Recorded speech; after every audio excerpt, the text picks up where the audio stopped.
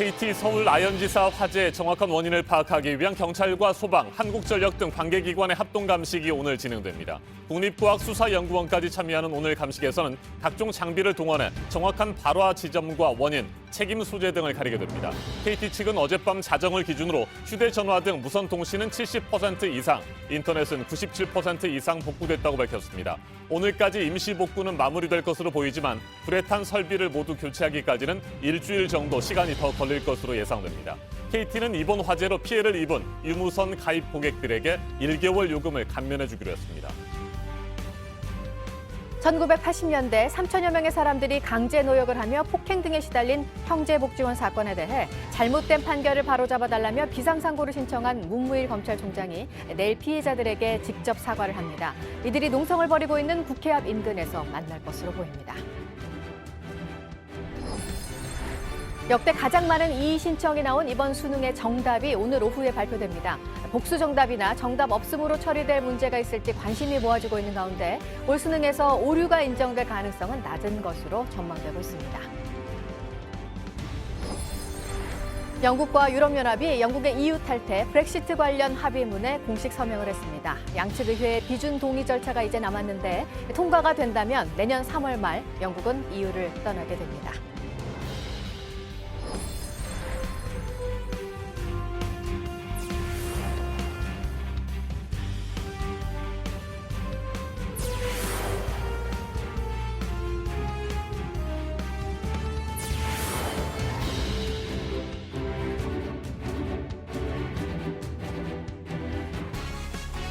KT 서울 아현지사의 지하통신구에서 대형 화재가 발생한 지 오늘로 사흘째입니다. 감사의 복구 작업은 조금 더 진행됐습니다. 휴대전화 등 무선통신은 70% 이상, 인터넷은 97% 넘게 복구됐다고 KT 측은 밝혔습니다. 일단 오늘까지 임시 복구는 끝날 것으로 보이지만 완전 복구까지는 일주일 정도 시간이 더 걸릴 것으로 예상됩니다. 네, 오늘은 국가수가 참여하는 현장 정밀 감식이 진행이 됩니다. 일단 고객들의 한 달 요금을 감면해주는 KT 측의 보상책이 나왔고 소상공인들에 대한 피해 보상은 별도로 검토를 하기로 했습니다.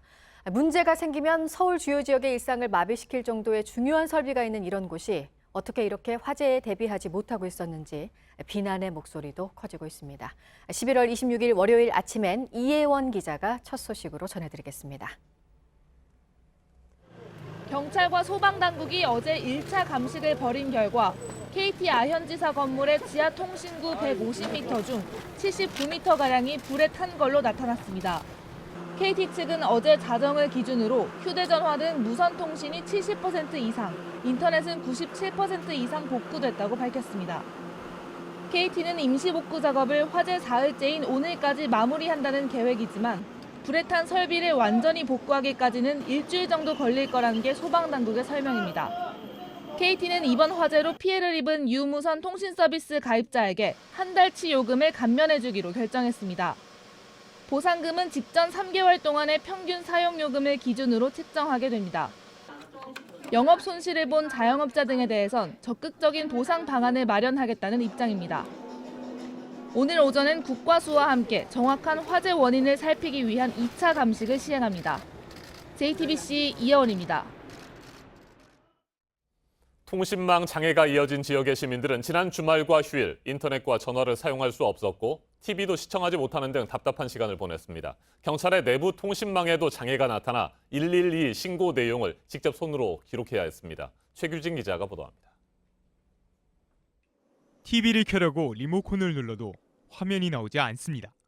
셋탑박스 켜봐. 안 돼, 아무것도. 이것도 안 돼.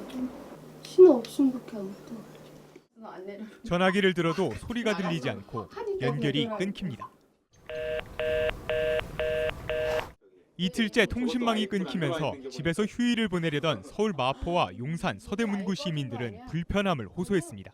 특히 KT 휴대폰과 인터넷, IPTV 등을 함께 쓴 경우 불편은 더 컸습니다. 주말에 대부분 TV 자주 보는데 전혀 안 되니까 할 게 없어요, 진짜. 무슨 일이 일어났는지 검색하려고 해도 인터넷이 안 되니까 알 수가 없더라고요. 대학교 도서관은 시험 기간이지만 학생들이 떠나면서 텅 비었습니다. 인터넷이 언제 끊길지 모른다는 불안감에 인근 카페 등으로 자리를 옮긴 겁니다. 공과대 학생들은 하루하루가 시간이 아깝고 인터넷을 사용하는 시간 자체가 많이 아까울 수도 있는데 112 신고를 받는 경찰도 답답하긴 마찬가지입니다. 내부 전산망이 마비되면서 상황실에서 신고가 들어와도 내용을 확인할 수 없습니다. 그나마 접수된 신고 기록을 수기로 작성하고 전화 대신 무전기를 써서 전달해야 합니다. 신고 떨어진 위치, 신고자 번호, 모든 정보가 거기 있는데 뭐 급한 신고면은 거기서 조금이라도 늦어지면 뭐 총각을 다투는 뭐 사건이나 이런 게 생기면 좀 늦어질 수가 있죠. 일부 지역에선 무인 택배함과 KT 전기차 충전소마저 작동을 멈추면서 시민들의 예상치 못한 불편은 계속되고 있습니다. JTBC 최기진입니다. 통신이 마비되면서 상인들은 말 그대로 직격탄을 맞았습니다. 카드 결제가 전혀 안 돼 매출이 절반 이상 줄었다는 곳도 있습니다. 카드사들은 사태 장기화에 대비해 결제망을 다른 통신사로 바꾸는 방안도 검토하고 있습니다. 오선민 기자입니다. 계산을 하던 직원이 갑자기 뛰어나갑니다. 5,000원 바꿨어요. 잔돈이 없어서 계속 지금 돈 바꾸러 왔다 갔다 하고 있어요. 그래요? 현금만 받는 장사는 처음이라 거스름돈을 미처 준비하지 못한 겁니다. 매장에 전화를 걸면 바로 끊어져 버립니다. 전화벨도 울리지 않습니다. 매출이 뭐 반 정도가 아니라 거의 80% 이상이 이렇게 떨어지니까 너무 속상하지. 이틀 동안 배달 주문은 한 건도 받지 못했다며 울상입니다. 괜찮으세요? 지금 이거 데이터 안 돼가지고. 안녕히 계세요. 죄송해요. 매장에 들어온 손님들도 발길을 돌립니다. 경기도 너무 안 좋고 장사도 너무 안 되는 상황에서 지금 이렇게까지 엎친 게 이렇게 돼버렸으니까. 주말과 휴일에 손님이 몰리는 옷가게들도 울상입니다. 근데 계좌이체도 본인이 KT니까 안 된다고 하면서 그냥 가셨죠 뭐. 그리고 외국분들은 이제 텍스프리 같은 거 안 되고. 결제뿐 아니라 재고 관리도 어렵습니다. 아니 아예 포스 자체가 안 나와요. 네. 이게 인터넷 네. 환경에 문제가 있습니다. 잠시 후 다시 시도하세요. 현금 결제만 된다는 안내문이 거리 곳곳에 붙었습니다. 그냥 다 돌아가시는 경우가 되게 많아요. 네, 매출이 아예 그냥 절반밖에 안 되고. 카드사들은 대책 마련에 들어갔습니다. 일부 카드사는 점주가 카드사에 직접 전화를 걸면 ARS로 결제를 승인하는 방안을 마련했습니다. 또 통신망을 다른 통신사로 바꾸는 방안도 검토하고 있습니다. JTBC 오선민입니다. 지난주 검찰은 1980년대 형제복지원 사건을 다시 판단해달라며 대법원에 비상상고를 신청했죠. 500명 넘게 목숨을 잃었고 참혹한 인권 침해가 이루어졌지만 당시 대법원은 형제복지원 원장의 감금 혐의를 무죄로 판단했는데 이를 바로 잡아달라는 겁니다. 대법원의 새로운 판단에 앞서서 문무일 검찰총장은 내일 피해 생존자들을 직접 만나서 사과할 예정입니다. 국가기관의 첫 사과입니다. 박민규 기자가 보도합니다. 그래도 미안하다라는 말이라도 좀 해주면 용서해보려고 좀 시도는 해볼 거 아니에요, 우리도? 형제복지원에 끌려간 건 1984년 9살 때였습니다. 구두닦기 하던 아버지는 파출소에 아이들을 맡겼고 곧 복지원 차량이 한 씨와 누나를 태워갔습니다. 이렇게 사람을 넘기는 건 경찰 부업이었습니다. 돈벌이가 되니까는 보통 한 3만 원 정도 그래 받는다고 하더라고요. 형제복지원은 부산시 공식 위탁 복지시설이었습니다. 취객과 가난한 아이들이 영문도 모른 채 잡혀갔고 정부는 사회 정화 사업이라고 했습니다. 불황아 낙인 아래 강제노역과 폭행은 정당화됐습니다. 헌병대 방망이 같은 거는 경찰분마다 긴 걸 차고 온다고요. 몽돌이가 하면서 불편해요. 복지원에서 숨진 사람은 확인된 것만 500명이 넘습니다. 3,000명 수용자 가운데 살아남아 피해를 증언하는 건 소수입니다. 문무일 검찰총장은 내일 오후 검찰 수장으로는 처음 피해 생존자들에게 사과합니다. 국회 정문 앞 농성장 인근에서 만납니다. 과거 검찰 수사가 축소 그리고 왜곡됐다는 과거사위 결론에 따른 조치입니다. 생존자들은 국가 차원 진상규명을 위해 국회에 과거사법 개정도 촉구하고 있습니다. 좋은 결과 그만 나올 것 같습니다. 조금 기다려주시죠. 12월 중에 본격적인 논의를 할 겁니다. 부산시 진상규명 착수에 이어 검찰총장 사과까지 앞둔 지금 생존자들은 어느 때보다 큰 기대를 품고 있습니다. 복지원 폐쇄 31년 만입니다. JTBC 박민규입니다. 솔직히 제가 추위가 덜하면 또 미세먼지입니다. 어제부터 날은 좀 풀렸는데 미세먼지 농도가 높아져서 오늘 전국 대부분 지역에서 나쁨 수준이 예상이 됩니다. 또 오늘 아침에는 가시거리가 몇십 미터에 불과할 정도로 안개가 짙게 낀 곳들도 많습니다. 이재승 기자입니다. 추위가 조금 풀리자 어김없이 미세먼지가 찾아왔습니다. 오늘 새벽 5시 기준으로 경기도의 초미세먼지 농도는 39 마이크로그램, 세종 47, 전북은 38 마이크로그램까지 치솟았습니다. 어제에 이어 오늘도 수도권과 강원 영서, 충북과 전북, 경북 지역에서 초미세먼지 농도가 나쁨 수준을 보이겠습니다. 미세먼지와 함께 서해안과 내륙에는 짙은 안개가 끼면서 가시거리도 크게 떨어졌습니다.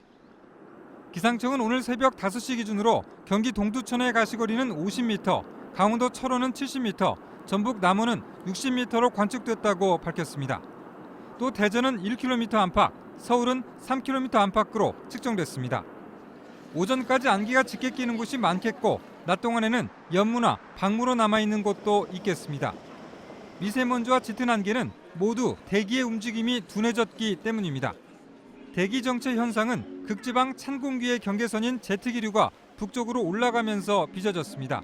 이 때문에 겨울에 부는 북서계절풍이 약해졌고 국내외에서 발생하는 오염물질이 국내에 머물면서 공기가 탁해졌습니다. JTBC 이재승입니다.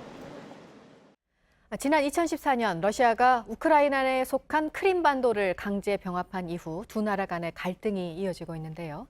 또 한 번 긴장감이 높아지고 있는 것이 러시아가 크림반도 인근 해역에서 우크라이나 선박에 사격을 하고 세 척을 납포했습니다.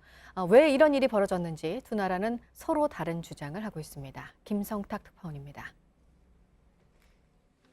흑해에서 아조프해로 통하는 케르치 해협의 다리 밑에 대형 선박이 배치돼 있습니다. 러시아가 우크라이나 선박들이 오가지 못하도록 막아놓은 겁니다. 아조프해는 러시아와 우크라이나 국경에 모두 접해 있는데 해당 지역에서 전투기와 헬기가 비행을 하기도 했습니다. 러시아가 현지 시간 25일 케르치 해협을 통해 아조프해로 가려던 우크라이나 선박 3척을 납포했다고 우크라이나 해군이 밝혔습니다. 러시아 측은 우크라이나가 선박들의 항로를 미리 알려주지 않았다고 비난했습니다. 무력 공격을 가하는 과정에서 선원 2명이 부상을 입었습니다. 우크라이나 정부는 군 수뇌부 등이 참석한 가운데 비상회의를 소집하고 대책을 논의 중입니다. 러시아가 2014년 우크라이나 크림반도를 병합한 이후 갈등이 지속되는 가운데 새로운 위기가 다시 고조되고 있습니다. 런던에서 JTBC 김성탁입니다. 이번에는 오늘 아침 체크해봐야 할 뉴스들을 분야별로 살펴보겠습니다. 먼저 정치 분야입니다. 뒤늦게 시작된 국회 내년도 예산안 심사가 지난 주말과 휴일에도 진행됐고 오늘부터 더욱 속도가 붙을 것으로 보입니다. 하지만 여야가 주요 쟁점 사업에 대한 의견차를 좁히지 못해 심사를 보류하거나 간사회의인 소소위원회로 판단을 넘겨버리는 예산이 속출하고 있습니다. 밀실 예산 심사와 변칙 심의가 될 것이라는 우려가 커지고 있습니다. 자유한국당이 다음 달 초 당원 당규 개정위원회를 출범시키고 한 달 동안 활동할 예정입니다. 위원회가 만든 당원 당규 개정안은 전국위원회 의결 등을 거쳐 최종 확정되는데 새 지도부 선출 전당대회를 위한 룰의 전쟁이 본격화될 것으로 보입니다. 청와대가 최근 풍산개 고미가 낳은 새끼들의 사진을 공개했습니다. 고미는 평양 남북 정상회담 당시에 김정은 북한 국무위원장이 문 대통령에게 선물한 풍산개 한 쌍 중 암컷으로 지난 9일 새끼 6마리를 낳았습니다. 국내 자동차 보험 업계가 보험료를 3%대로 올릴 예정인데 다음 달 말쯤 인상된 보험료가 적용될 것이라는 전망입니다. 일단 이렇게 올리고 내년 상반기 중에 2에서 3% 더 올릴 것이라는 얘기도 나옵니다. 추가 인상폭과 관련해서는 올겨울 폭설 피해가 어느 정도인지가 변수가 될 것으로 보입니다. 지역 간의 소득 분배 격차가 더 커지고 있습니다. 지역 소득이 수도권이 아닌 곳에서 수도권으로 유출되는 쏠림 현상이 더 심화되고 있다는 건데요. 역시 서울로 가장 많이 들어왔습니다. 가장 많이 빠져나간 곳은 충남, 이어서 경북, 울산, 충북 순이었습니다. 코레일이 접근성이 좋은 서울역에서 오늘 채용 박람회를 엽니다. 코레일 협력사를 포함해 중소기업 30곳이 참여를 하고 100여 명을 채용할 예정입니다. 전역 예정 장병을 대상으로 취업 멘토링을 해주는 열차 운행도 오늘 처음으로 시작됩니다. 계속해서 사회 분야 뉴스입니다. 어젯밤 11시 27분쯤 제주 서귀포시 서남서쪽 45km 해역에서 규모 2.1의 지진이 발생했습니다. 진원의 깊이는 12km로 피해는 없는 것으로 보입니다. 경찰이 광주 지역의 조직폭력배를 때리고 협박한 혐의로 인천 등 수도권에서 활동하고 있는 조직폭력배 12명에 대해 구속영장을 신청했습니다. 이들은 경조사에 참석하기 위해 광주에 왔던 인천 지역 폭력배들이 폭행을 당하자 보복을 하겠다며 광주로 몰려간 것으로 전해졌습니다. 경남 고성군의 갯벌에서 낙지를 잡다가 실종된 50대 마을 이장이 숨진 채 발견됐습니다. 어제 새벽 60대 형과 함께 갯벌에서 낙지를 잡던 도중 실종됐는데 오후 4시가 넘어서 사고 지점에서 100m 떨어진 인근 해상에서 발견됐습니다. 경찰이 정확한 사고 경위를 조사하고 있습니다. 겨울철새가 얼마나 이동을 해서 어떻게 분포하고 있는지 조사를 담당하고 있는 국립생물자원관이 현재 겨울철새 164종 75만 9천여 마리가 도래한 걸 확인했다고 밝혔습니다. 지난해 이맘때와 비교를 해보면 1.25배 정도 늘어났고요. 지난달과 비교해보면 그때는 중부지방에 집중됐었는데 지금은 남부지방까지 고르게 분포하고 있다고 설명했습니다. 올해 18살의 피아니스트 이혁 군이 일본 하마마스 국제피아노 콩쿠르에서 3위를 차지했습니다. 지난 2012년에는 모스크바 쇼팽 청소년 피아노 콩쿠르 역대 최연소 우승을 했었고 2016년에는 폴란드 파데레프스키 콩쿠르에서 우승을 했었습니다. 걸그룹 블랙핑크의 뚜두뚜두 뮤직비디오 유튜브 조회수가 발표 5개월여 만에 5억 건을 넘어섰습니다. K-팝 그룹 최단 시간 기록이라고 합니다. 블랙핑크는 내년 1월부터 첫 월드 투어에 나설 계획입니다. 네, 이어서 오늘 주목할 일정, 잠시 뒤에 있을 당정협의회에서 카드 수수료 인하 방안이 확정돼서 발표가 됩니다. 앞서 이해찬 민주당 대표는 연매출 10억 원 이하 가맹점은 다른 세제까지 감안해서 0%에 가깝게 합의가 됐다고 밝힌 바 있습니다. 새로운 카드 수수료 체계는 내년 1월부터 적용이 될 것으로 보입니다. 서울 충정로 KT지사에서 난 화재에 대해 어제 1차 감식을 통해서는 화재의 규모를 파악을 했고요. 오늘은 국가수까지 참여를 하는 현장 정밀 감식이 진행이 됩니다. 화재 원인을 규명할 계획입니다.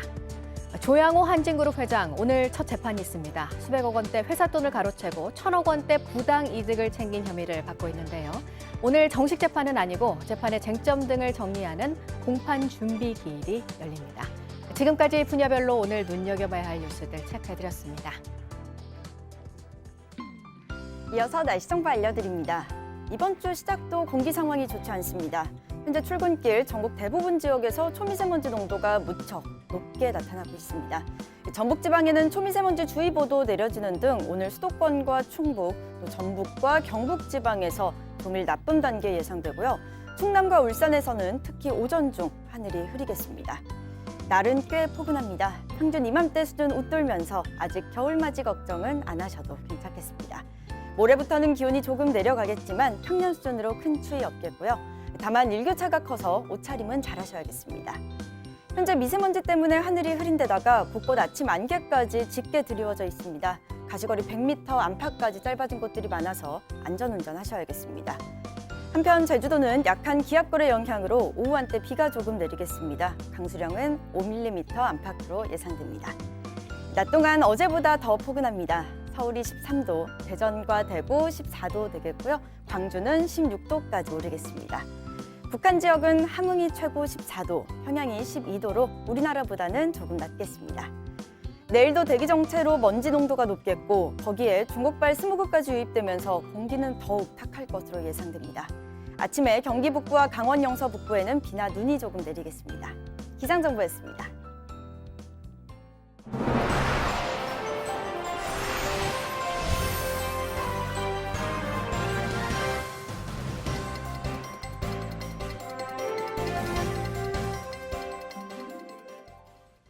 어제 김해공항으로 돌아오던 에어부산 국제선 비행기가 기상 악화로 잇따라 인천공항 등에 임시 착륙했습니다. 일부 비행기 승객들은 6시간에서 7시간 넘게 기내에서 꼼짝하지 못하고 대기해야 했는데요. 승객들은 오랜 대기에 쓰러진 사람까지 있었다고 말했습니다. 이수진 기자입니다. 캄보디아를 떠난 에어부산 항공기가 인천공항에 임시 착륙한 건 아침 8시쯤. 김해공항이 목적지였지만 짙은 안개 등 기상 악화로 기수를 돌렸습니다. 그런데 승객 180여 명이 7시간 넘게 기내에서 대기했다며 불편을 호소했습니다. 일부 승객들은 물과 음식을 제공받지 못했다고 주장했습니다. 당뇨병 환자 등 노약자들이 장시간 대기에 따른 고통을 호소했고 구조대에 실려간 사람도 있다고 전했습니다. 쓰러지시는 분들도 몇 명 계셨거든요. 사람들이 이제 그 항의를 했거든요. 항의를 해서 그러면 바깥바람이라도 좀 쐬어달라.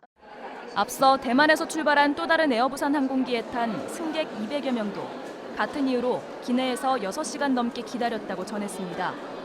에어부산 측은 기상 상황이 좋아지기를 기다리다가 기장이 하루에 운항할 수 있는 법적 허용 시간을 초과한 데다 인천이 원래 도착지가 아니어서 승객들이 내리는데 시간이 오래 걸렸다고 해명했습니다. 캄보디아에서 출발한 에어부산 항공기의 승객들은 버스를 타고 부산으로 이동했습니다. JTBC 이수진입니다. 남편이나 남자친구의 유흥업소 출입 기록을 확인해준다는 유흥탐정이 화제가 됐었죠. 돈벌이가 된다는 생각에 유흥탐정 행세에 나선 사람까지 있었는데 경찰이 붙잡고 보니 뒷조사를 의뢰한 손님이 3주 동안 500명에 가까웠습니다. 신아람 기자입니다. 유흥탐정 행세를 하다 경찰에 붙잡힌 33살 정모 씨가 의뢰인에게 보낸 메시지입니다. 의뢰인이 요청한 휴대전화 번호가 어느 유흥업소에 저장돼 있는지 나와 있습니다. 정 씨가 이용한 건 유흥업소 종사자들이 단속을 피하려고 은밀히 만든 업소 출입 확인용 앱이었습니다. 마사지 업소에서 일하던 정 씨는 돈벌이를 찾다가 유흥탐정을 떠올렸다고 합니다. 여성들이 모인 인터넷 카페에 한 건당 3만 원에서 5만 원만 내면 상대방의 불법 성매매 여부를 알려주겠다고 홍보한 것으로 조사됐습니다. 의뢰인을 끌어모으려 도청을 해주겠다는 약속도 했습니다. 남자친구나 남편이 업소에 드나드는 게 아닌가 의심하던 여성 500여 명이 뒷조사를 의뢰했고 정 씨는 2, 3주 새 2,300만 원 가까이 벌어들였습니다. 추적을 피하려고 나중엔 문화상품권으로 거래했는데 관련 수사를 하던 경찰의 꼬리를 잡혔습니다. 경찰은 정 씨를 정보통신망법 위반으로 불구속 입건하고 비슷한 범죄 사례를 추적 중입니다. JTBC 신아람입니다. 아파트 단지나 대학 캠퍼스 같은 곳에서 교통사고가 날 뻔한 아찔한 경험 한 번쯤 있으실 겁니다. 그런데 전체 교통사고 15.6%, 그러니까 6건 가운데 1건은 이렇게 도로가 아닌 곳에서 일어난 것으로 나타났습니다. 도로가 아니라 단속하기도 처벌하기도 어렵습니다. 류정화 기자입니다. 아파트 단지 안으로 들어서자 도로 양옆에 차량이 빽빽이 차 있습니다. 교차로 지점에 서 있는 트럭 앞으로 자전거를 탄 아이가 갑자기 달려와 부딪힙니다. 또 다른 아파트 단지 안 도로. 횡단보도를 건너던 70대 여성이 좌회전한 차량을 보지 못하고 그대로 부딪힌 뒤 쓰러집니다. 이렇게 아파트 단지나 주차장, 대학 캠퍼스 등에선 차와 사람 사이의 교통사고가 자주 일어납니다. 단지 안에서는 차들이 굉장히 쌩쌩 달리거든요. 그래서 유모차 다니거나 아니면 아이들이 단지 안에서 뛰어다니는데 위험하다고 생각된 적이 되게 많았어요. 신호도, 횡단보도도 있지만 형식적인 표시일 뿐 도로교통법상 도로가 아니기 때문에 관련 단속과 처벌이 어렵습니다. 사실 사고가 났을 때 정확한 법적 책임을 물기는 어려운 상태입니다. 도로가 아닌 곳에서 일어나는 사고는 지난 3년간 전체 교통사고의 15.6%, 78만 건에 달합니다. 일반 도로 사고에 비해서도 빠르게 늘어나는 추세입니다. 횡단보도나 보도를 좀 더 설치할 필요가 있고요. 다른 차량이나 보행자를 볼 수 있게 불법 주정차 차량들을 주요 지점에 못하게 하는. 특히 도로가 아닌 곳에선 음주나 무면허 사고도 많아 관련 규정이 필요해 보입니다. JTBC 류정희입니다. KT 아현지사의 화재는 지하통신구가 사실상 재난의 무방비 상태라는 점을 드러냈습니다. 사회가 마비될 수 있을 정도의 중요한 장비가 집중돼 있는데도 방제 시스템과 관리, 화재 이후의 대응까지 모두 부실했습니다. 정재우 기자의 보도 먼저 보시고 전문가와 함께 문제점들 자세하게 짚어보겠습니다. 화재가 난 KT 건물 지하 통신구는 무선 회로 16만 8천 개와 광케이블 220묶음이 설치된 주요 거점입니다. 서울 서대문, 중구, 마포 일대를 연결하는 역할을 하고 있습니다. 핵심 통신시설이지만 소화기만 비치돼 있었습니다. 화재 진압이 어려운 지하인데도 스프링클러나 화재 경보기는 설치돼 있지 않았습니다. 길이 500m가 넘는 지하구, 수도, 전기, 가스 등이 집중된 공동 지하구에는 스프링클러나 화재 경보기를 설치해야 합니다. 그러나 불이 난 통신구는 500m 미만이어서 설치 대상에서 빠져 있었습니다. 법원 현실을 반영하지 않은 채 예전 법을 그냥 그대로 준수하다 보니까 소방차가 도착되기 전에 그 자동으로 소화할 수 있는 그런 시스템을 갖추는 것이 필요할 것 같아요. 재난에 대비한 통신사들 간 협조 체제 미흡도 도마 위에 올랐습니다. KT가 이런 문제 생기면은 SKT, LGU 플러스도 이 부분에 같이 그래서 빨리 우회해서 이렇게 접속시켜 준다든지 이런 능력이 평소에 좀 마련돼 있어야지. 화재 당시 KT가 현장에 배치한 이동 기지국들도 설치 기사 부족으로 제때 기능하지 못했다는 지적도 제기됐습니다. JTBC 정재우입니다. 지난 토요일 발생한 KT 서울 아현지사 화재는 개인 휴대전화와 인터넷, IPTV 등의 작동을 멈추게 한 것은 물론이고 경찰과 병원, 상점, 금융 등 기본적인 사회 인프라에 대혼란을 일으켰습니다. 작은 불씨 하나가 IT 강국 대한민국을 한순간에 마비시킬 수 있다는 매우 강력한 경고로도 해석됩니다. 스프링클러와 화재 경보기조차 없었던 시설 관리의 문제점들도 반드시 짚고 넘어가야 할 필요가 있습니다. 오늘은 2차 합동 감식이 진행됩니다. 박청웅 세종사이버대 소방방지학과 교수와 한 걸음 더 들어가겠습니다. 어서 오십시오. 네, 교수님 어떻게 이럴 수가 있을까요? 지하통신구 화재가 이렇게 큰 피해로 이어질 수 있을지 많은 분들이 전혀 생각도 못했던 상황인데 사실상 서울 도심의 통신망이 이틀 동안 마비됐어요. 네, 많은 시민들이 불편을 겪었을 텐데요. 이런 사태가 앞으로는 잊지 말아야겠죠. 네. 우리가 과거에 지하통신구 화재에 몇 번의 경험을 통해서 많은 부분들을 개선한다고 했지만 이번에 이런 화재를 통해서 문제점을 우리가 짚고 넘어가지 않을 수가 없습니다. 특히 지하통신구의 그 소방시설의 부재 문제 이런 부분들은 시급하게 소방당국에서 좀 개선이 돼야 되겠고요. 그리고 근무자가 2명이 있었다라는 이런 문제점, IT 강국 말씀하신 대로 우리나라에서 모든 보안 안전망이라든지 CCTV라든지 이런 것들은 잘 돼 있지만 이런 위급한 상황에서 즉각적으로 대처해야 할 것은 결과적으로 사람이 하는 것이거든요.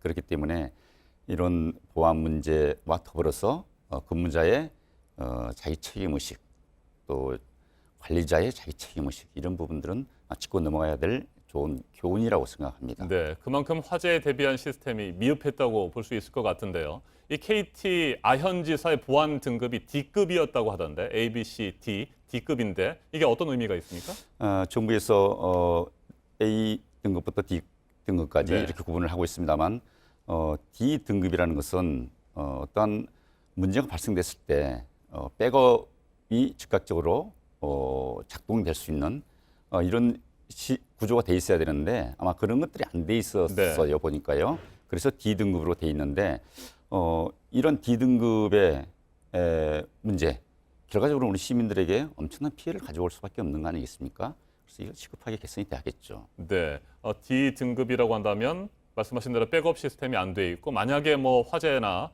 사고가 발생할 경우에 대형 피해로 이어질 수 있는 상황 아니겠습니까? 그렇습니다. 그런데 앞서 말씀하신 것처럼 상주 직원이 2명밖에 안 됐다고 하는데 정말 상식적으로 이해할 수 없는 부분입니다. 그렇습니다. 어떻든 간에 건물의 관리, 특히 위급한 상황, 화재, 테러, 우리가 예상치 못한 그런 일들이 벌어질 수가 있거든요. 이런 것을 대비해서 많은 사람들이 근무를 할 수는 없지만 필수적으로 배치해서 전문성을 가지고 근무를 해야 될 이런 부분들이 있거든요. 특히 이번 같은 경우에는 2명이 근무했기 때문에 즉각적으로 대처를 하지 못했지 않습니까? 이런 부분들이 문제가 됐다고 봐야죠. 이번 화재가 발생한 지하통신구, 스프링클러도 없었고 화재 경보기도 없었다고 합니다. 현행 법상으로는 500m가 넘어야 전기라든지 수도, 가스라든지 이런 공동 이용구가 있는데 공동 지하구의 경우에 그때 뭐 스프링클러라든지 이런 것들이 있는 거고 500m가 안 되면 이번처럼 스프링클러를 설치하지 않아도 되는 겁니까? 소방법상의 문제는 없다고 봐야 되겠죠. 그렇지만 이런 중요 시설에 대해서 물론 소방법의 적용만을 가지고서 우리가 논할 사항은 아니거든요. 그렇다면 어떻게 해야 될 것이냐. 500m가 안 됐다 그래서 소방시설을 안 해도 된다. 이건 좀 문제가 있는 것이죠. 그래서 이번을 계기로 이런 통신구라든지 국가기관망을 가지고 있는 이런 시설들에 대해서는 소방법 좀 개정을 해서 좀 규제를 강화를 좀 할 필요가 있다. 이렇게 생각이 되거든요. 그동안에도 그런 문제점들에 대해서는 지적이 있었습니까? 우리가 그렇습니다.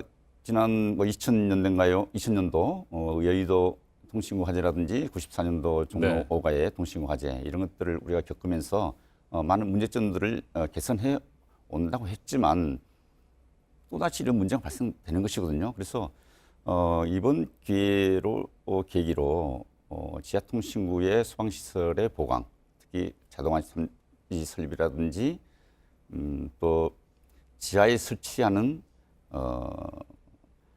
연소 방지 설비, 또 물분무 설비 이런 것들을 좀 보완을 할 필요가 있다 이렇게 생각합니다. 네, 오늘 2차 합동 감식이 진행이 되면 뭐 화재 원인이라든지 발화 지점 이런 것들이 나오겠습니다만 아직까지 어제 1차 그 검증에서는 명확하게 뭐 화재 원인 같은 것들이 밝혀지지 않았습니다. 혹시 뭐 방화 가능성이라든지 이런 것들은 없을까요? 어떻게 보십니까?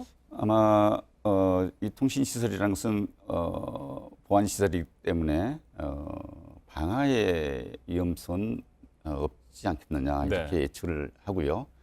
단지 과거에 우리가 공동 화재를 보면은 정기적인 화재 원인으로서의 이런 것들이 좀 많이 있거든요. 그렇기 때문에 이번에도 아마 정기적인 원인이 되지 않을까 이렇게 예측을 해봅니다. 그러면 뭐 누전이라든지 뭐 이런 것들을 통해서 작은 불씨가 생겼고 이게 옮겨 붙었다 이렇게 볼 수 있습니까? 그렇습니다. 이제 광 케이블이라는 것은 화재가 발생될 가능성은 없지만 그 광 케이블을 관리하기 위해서 필요한 전선들이 또 있거든요. 이런 전선에 의해서 좀 단락이라든지 또 전선의 피복의 문제 또 스파크의 문제 이런 것들을 위해서 정기적인 원인이 되지 않을까 이렇게 예측을 해봅니다. 네, 정확한 합동 감식이 진행된다면 뭐 그 원인들은 밝혀질 것이고요. 네, 또 하나 이번 사태를 경험하면서 많은 분들이 우려하고 있는 것들이 지금 뭐 상주 직원이 2명밖에 안 된다는 얘기 저희가 나눴습니다만 이런 그 부실한 관리 상황 또 뭐 직원도 없는 상태라고 한다면 혹시라도 테러를 발생한다든지 뭐 이런 상황이 된다고 한다면 걷잡을 수 없는 혼란과 뭐 마비가 있지 않을까 이런 우려가 있거든요. 이에 대한 대책도 좀 필요해 보입니다. 그렇습니다. 국가적으로 중요한 시설이라든지 많은 시민들이 이용하는 다중 이용 시설 이런 부분에 있어서는 테러의 가능성이 충분히 있다고 봐야 되거든요.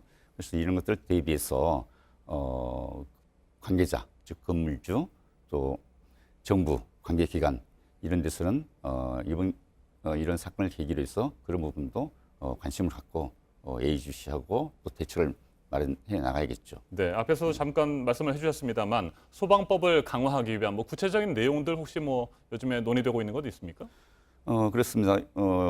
과거에 우리가 여러 가지 화재를 거쳐서 소방법이 좀 규제가 강화됐습니다. 그렇지만 지하 통신구 화재건을 가지고 소방법에 좀 규제를 강화해야 된다는 것은 없었거든요. 그래서 이번 계기로 500m라는 길이, 면적 이런 것을 좀 벗어나서 중요 시설에 대해서는 필요 법령을 좀 개정해서 강화를 해야 된다고 이렇게 생각합니다. 네, 소방 시설도 더 늘려서 배치를 하고 또 직원들도 늘려야 할 필요도 있을 것 같고요. 그런 논의들이 본격적으로 시작되기를 기대해 보겠습니다. 박정훈 교수님 말씀 잘 들었습니다. 네, 고맙습니다.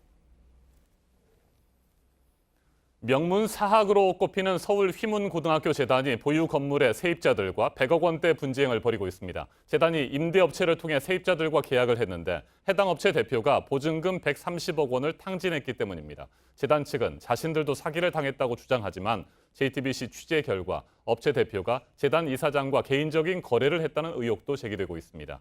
김지아 기자가 취재했습니다. 휘문고 재단인 휘문은숙 소유의 한 주상복합 건물 세입자들이 시위를 벌입니다. 그동안 휘문은숙은 해당 건물의 임대 계약을 한 업체에게 맡겨놓고 있었습니다. 그런데 지난 15일 이 업체 대표 신모 씨가 보증금 130여억 원을 모두 탕진했다고 글을 남기며 논란이 시작됐습니다. 일한 지 거의 10년 가까이 됩니다. 그래서 그 일한 돈들을 다 모았고 그리고 회사랑 그리고 개인 은행에서 대출을 받았습니다. 많게는 수억 원의 전세금을 날리게 된 세입자들에게 휘문은숙은 재단 책임이 아니라고 한 겁니다. 제가 지방에서 왔지만 휘문고 이렇게 못 들어본 사람 없잖아요. 부모님께서도 노후 자금으로 쓰실 돈들을 자기네들이 책임지겠다고. 세입자들이 제시한 계약서에도 재단 책임이 명시돼 있지만 재단 측은 법적으로 따져봐야 한다는 입장입니다. 재단 측은 신 씨의 수상한 움직임을 알면서도 세입자들에게 알리지 않았던 것으로 파악됐습니다. 올 6월 달부터 도망가려고 한다 이런 얘기가 들었어요. 100억이라는 돈을 해먹었다. 경찰은 신 씨가 재단 이사장과 개인적인 돈 거래를 했던 의혹도 조사하고 있는 것으로 알려졌습니다. 대표이사가 돈도 막 빌려주고 그런 거예요? 그렇지. 재단 이사장 개인적으로 갚아야지. 사학재단의 깜깜이 거래에 세입자들만 멍들고 있습니다. JTBC 김지아입니다. 내년 초에 있을 것이라는 북미 정상회담을 앞두고 그럼 고위급 회담은 언제 열리게 될지 주목되고 있는데요. 유엔 안보리에 이어서 미국 정부도 남북의 철도 연결 공동조사를 허용했습니다.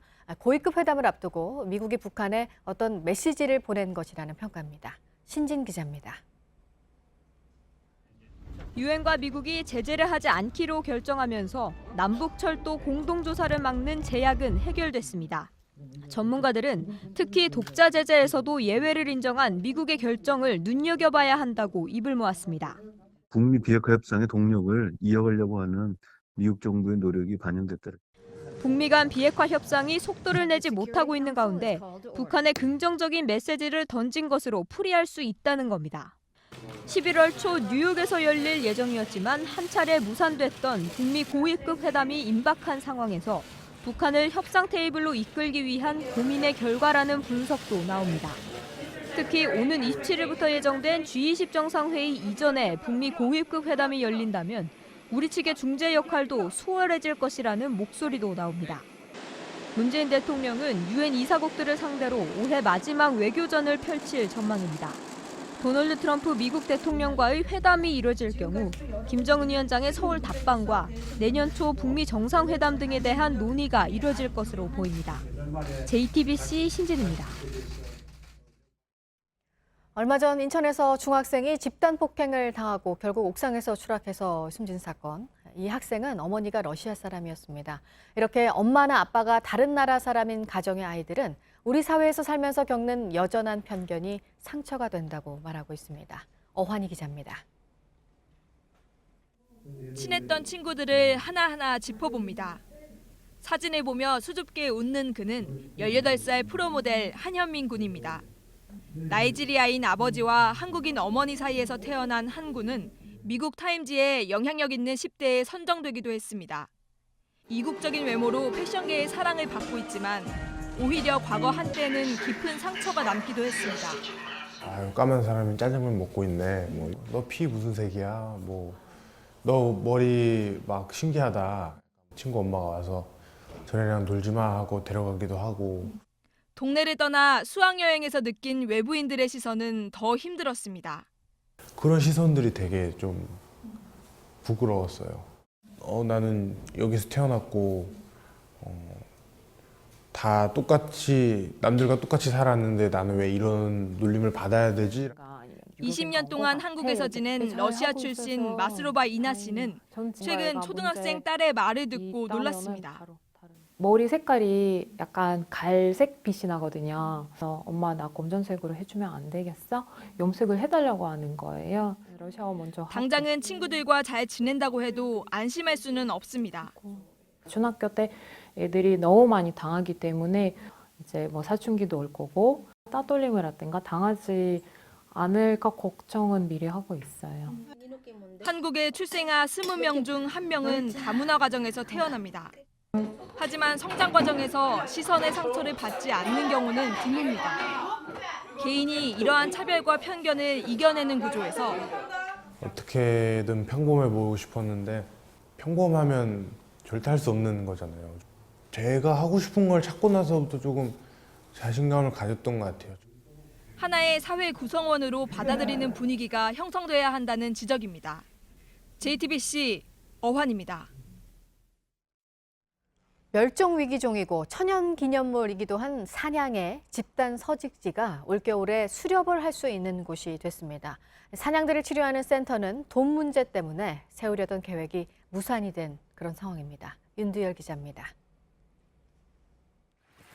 탈진 상태로 쓰러진 채 발견된 이 사냥은 구조대에 발견됐지만 결국 숨졌습니다. 마른 풀을 찾아 먹던 이 어린 사냥은 폐에 큰 충격을 받고 죽은 채 발견됐습니다. 올무에 걸리거나 교통사고로 죽는 경우도 허다합니다. 4년 전 사냥이 자동차에 치여 죽었던 한 국도에선 지난 5월에도 로드킬이 발생했습니다.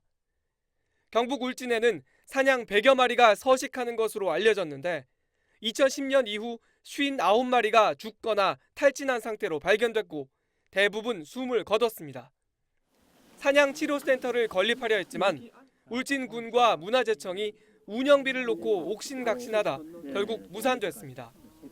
더 큰 문제는 이 지역이 올겨울 수렵을 할 수 있는 곳으로 허가가 났다는 겁니다.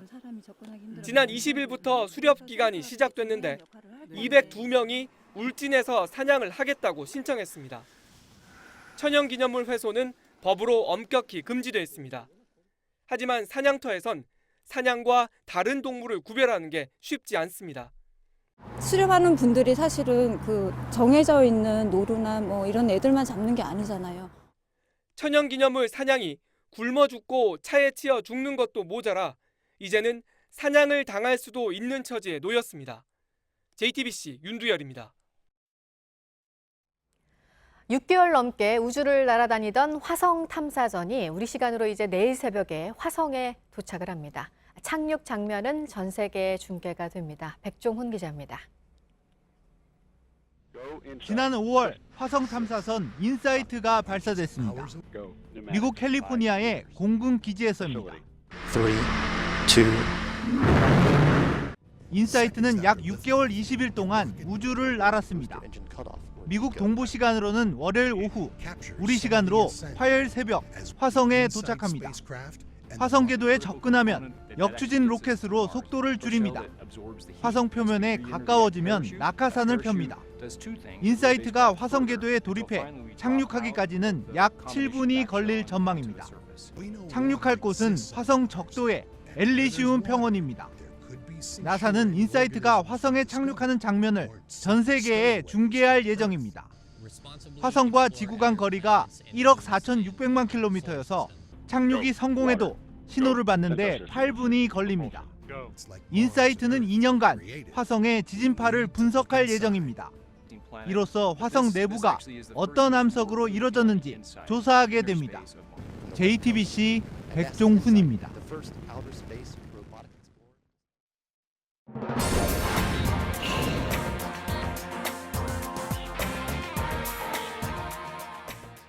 네, 오늘 아침에 새로 들어온 소식 보겠습니다. 미국 캘리포니아주의 대형 산불 소식 얼마 전까지 이 피해가 얼마나 어마어마한지 전해드렸었습니다. 완전히 이제 불이 꺼졌다는 소식입니다. 보도국 연결해서 알아보겠습니다.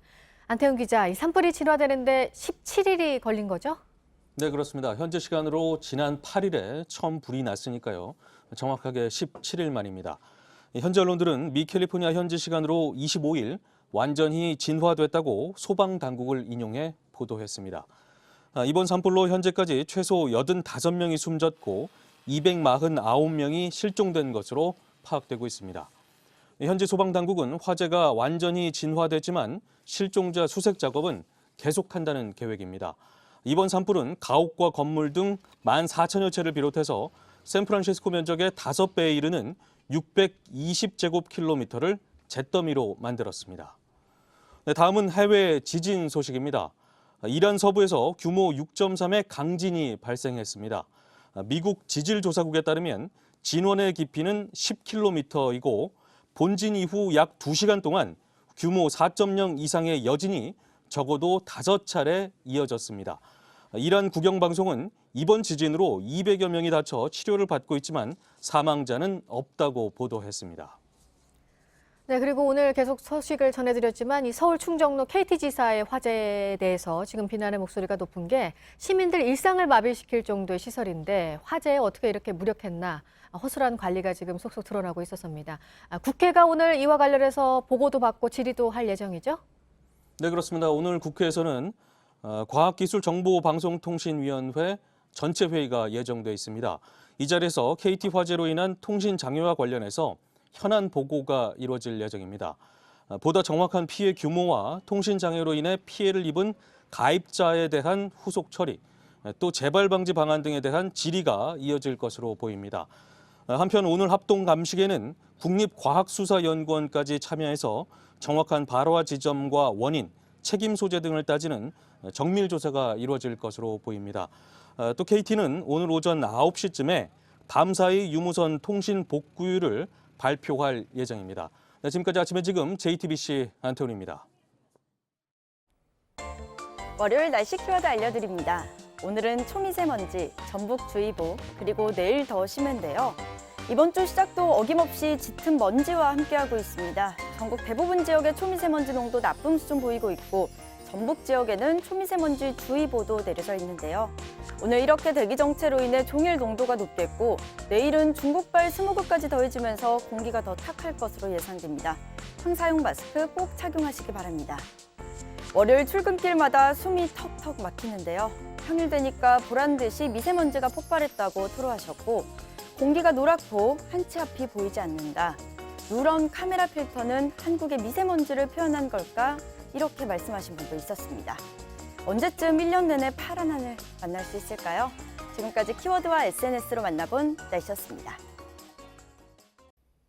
지난 토요일 피의자 신분으로 검찰에 소환된 이재명 경기지사는 13시간 넘게 조사를 받았습니다. 이 지사는 검찰에서도 모든 혐의를 부인했습니다. 검찰은 보건소장에게 형을 강제 입원시키라고 지시한 것이 사실이라면 직권남용죄를 적용할 수 있다고 판단하고 있습니다. 이희정 기자가 보도합니다. 이재명 지사가 검찰에 출석한 지 약 13시간 만에 검찰 청사를 나섭니다. 우리 검찰이 답을 정해놓고 조사하지 않았기를 바라고 도정에 좀 더 충실하도록 노력하겠습니다.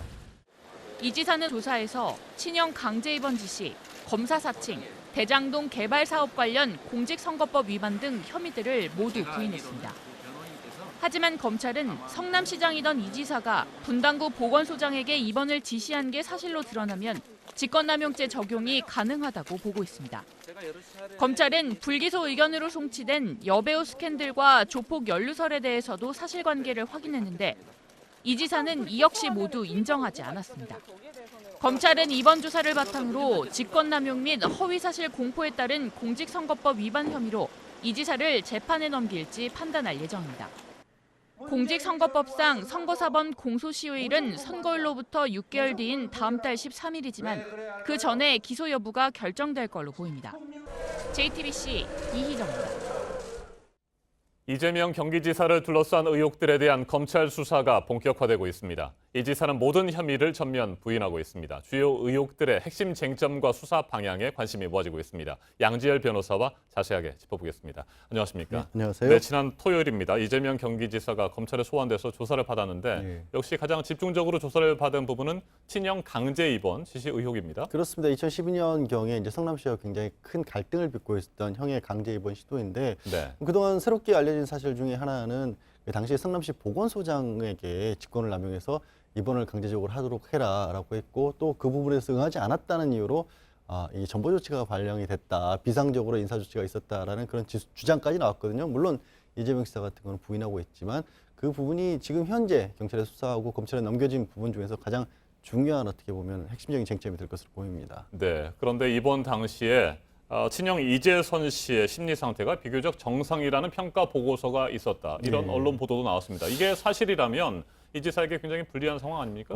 이 부분은 굉장히 불리한 사실로 네. 보여요. 왜냐하면 그 당시 말씀드린 것처럼 갈등을 빚고 있는 상황이었기 때문에 혹시라도 이재선 씨가 어떤 법적으로 불리한 위치에 놓일까봐 이재선 씨의 변호인이 이 충고를 해서 개인적으로 이 심리 감정을 받았다는 겁니다. 아하. 그런데 그 심리 감정서에 하면 비교적 정상적이다. 조울증 증세도 없다라고 나와 있다는 거고 오히려 공식적인 문서로 알려져 있던 성남시 정신보건센터에서의 감정원 문서에 보면 거기는 조울증 증세가 있다, 정신적 병증이 있다라는 식으로 나와 있지만 문제는 직접적으로 면담을 한 센터에서 기록된 게 아니었기 때문에 네. 담당 의사조차도 그 밑에 의학적으로 효력이 없는 진단서다라는 식의 표현이 들어가 있다는 겁니다. 그러면 실제로 만나서 얘기를 해본 정신과 진단의 같은 경우에는 이상이 없다는 얘기를 했고 그다음에 정말로 서류만 가지고 그러니까 성남시 공무원들이 작성한 문제점이 있다라고 지정한 서류만 가지고 봤던 분은 이 우울증 증세, 조울증 네. 증세가 있다라고 했다면 그러면 뭔가 미심쩍은 어떤 상황이 올 수밖에 없는 거죠. 네.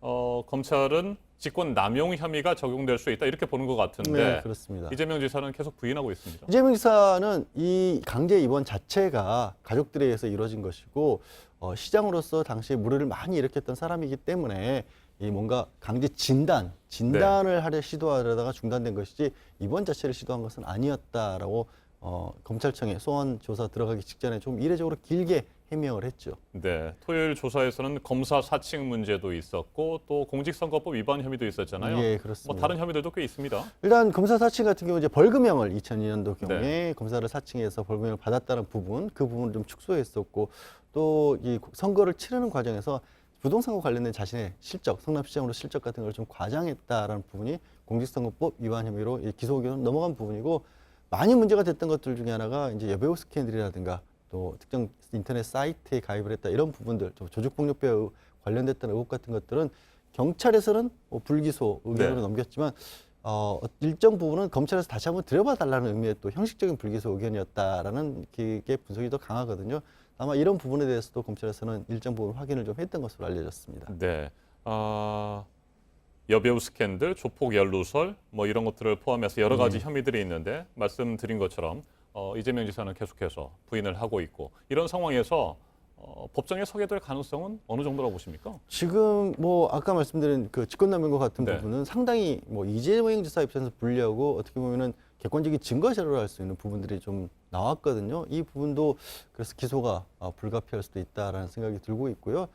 가장 또 세간의 관심을 많이 불러일으키는 부분은 뭐 이재명 지사 부인에 관한 것이지만 여기에 대해서는 사실 부인이 직접적으로 수사를 받고 있는데 문제는 현재 경찰의 수사에서 직접적으로 검찰에 기소를 하라고 넘긴 부분은 아니지만 이재명 지사도 어느 정도 관련이 있냐는 얘기까지도 끊임없이 나오고 있다 보니까 이 부분의 어떤 향방과 또 같이 봐야 될 것으로 보입니다. 네, 공직선거법 위반 혐의에 대한 공소시효 다음 달 13일이잖아요. 네, 공직선거법 같은 경우에는 선거가 끝나서 시간이 많이 흐른 이후에 당선자의 지위를 오가게 하면 이게 어떻게 보면 법적 안정성이 너무 크게 잊혀지기 때문에 6개월의 짧은 공소시효를 두고 있습니다. 그래서 말씀드린 것 중에서 직권남용 말고 두 가지 그것은 공직선거법이 적용이 되기 때문에 1, 2주 내에 아마 기소 여부가 결정이 되지 않을까, 기소를 하지 않을까 싶습니다. 네, 이재명 경기지사가 지난 토요일에 검찰에 출석하기에 앞서서 페이스북에 글을 올렸는데 해경군 김씨 사건을 언급하면서 문재인 대통령의 아들 준용 씨의 취업 특혜 의혹 다시 한번 제기를 했습니다.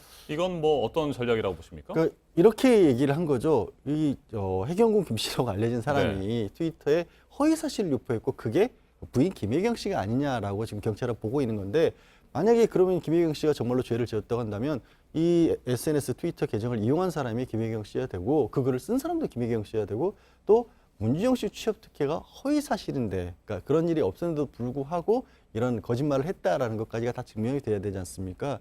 그러면 이게 허위 사실이라는 거를 다시 한번 또 밝혀야 되지 않느냐. 그러니까 문준용 씨 취업 특혜 의혹에 대해서도 조사를 해야 되는 게 아니냐라는 식으로 이재명 지사가 얘기했다는 건 아니고 김혜경 씨의 변호인이 그런 주장을 했다는 겁니다. 검찰 수사 과정에서.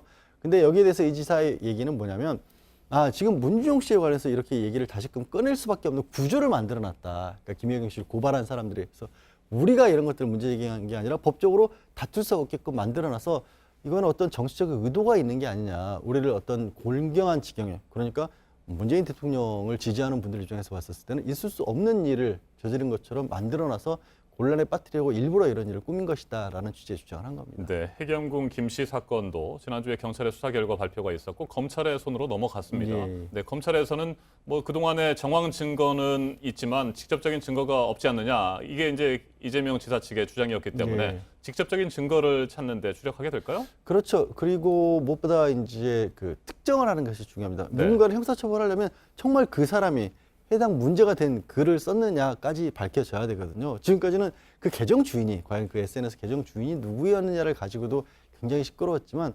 경찰에서는 그렇게 밝혔죠. 우리가 재판을 준비하는 과정에서 미리 밝혀서는 안 될 결정적인 부분들이 있다. 네. 그런데 아마 검찰에서는 그 부분까지 반영을 해서 기소를 할 것으로 보입니다. 그 부분을 검찰이 확인을 하겠죠. 알겠습니다. 여기까지 듣겠습니다. 양재열 변호사님, 잘 들었습니다. 고맙습니다. 미국 블랙 프라이데이 시즌이 시작되면서 오픈마켓을 통해 해외 직구를 계획하시는 분들 많습니다. 오픈마켓은 한 해 동안 거래되는 돈이 30조 원에 이를 정도로 하나의 소비 문화로 자리를 잡은 지 오래입니다. 그런데 여전히 피해 구제에 소극적이라는 불만이 끊이지 않고 있습니다. 이세누리 기자입니다. 같은 브랜드 롱패딩이지만 소매 길이가 다르고 박음질도 미세하게 차이납니다. 지난해 12월 김모 씨는 오픈마켓을 통해 딸에게 줄 롱패딩을 샀습니다. 유명 브랜드인데다 가격도 고가라 의심 없이 구매했지만 올해 본사에 애프터 서비스를 맡겼다가 황당한 답을 들었습니다.